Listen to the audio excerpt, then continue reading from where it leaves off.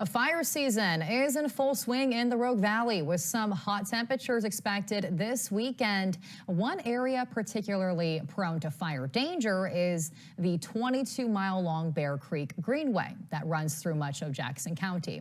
NBC5's Natalie Cerna has more on why it poses such a risk and the efforts being done to mitigate that risk. The Bear Creek Greenway is a multi-use trail that spans from Ashland to Central Point. In recent years, it's grown to be a place where many unhoused people congregate or set up camps. Since the Greenway is surrounded by miles of dry vegetation, this raises concerns that campfires, fires, or smoking could spark a devastating fire. Because of the area that it is and the vegetation that surrounds it, it's obviously a risk for fire danger. Lieutenant Rebecca Piatola heads the Medford Police Livability Team, comprised of community service officers.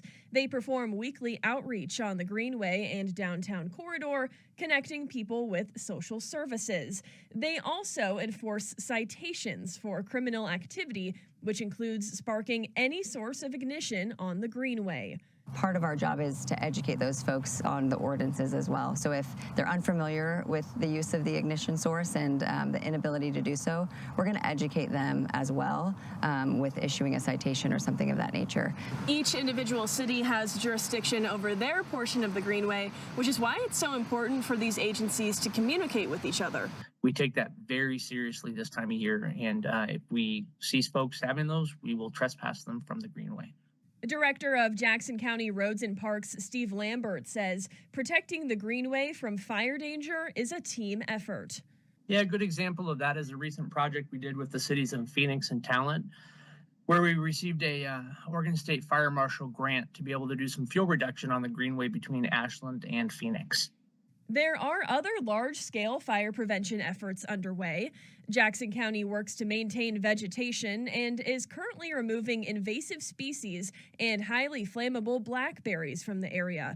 It will then replant native, more fire-resilient species in its place.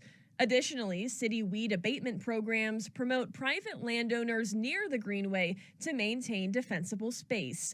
But ultimately, if you see suspicious activity, you're asked to say something before it's too late. Whether you're recreating there or live by it, this is the kind of wildland urban interface. So we need to be very mindful and very cautious of how we behave in this corridor to prevent another wildfire. In Jackson County, Natalie Cerna, NBC5 News.